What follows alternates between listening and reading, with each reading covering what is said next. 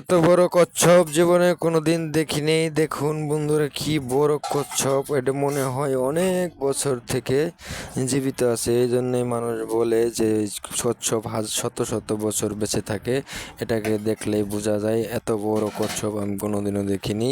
আপনারা দেখেছেন কিনা কমেন্টে জানাবেন। এবং এই কচ্ছপের গায়ে শামুকের মতো কি জানি পোকা ধরে ধরে সরাসরি ছড়িয়ে গেছে এবং সেগুলো আর উঠানো যায় না।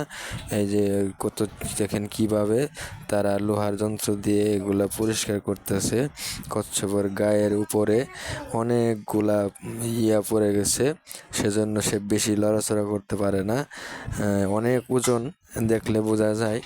মনে হয় কয়শো বছর থেকে সে জীবিত আছে। অনেক বড়। এটা 2-3 জন মানুষও নিতে পারে না, গাড়িতে করে আনতে হয়।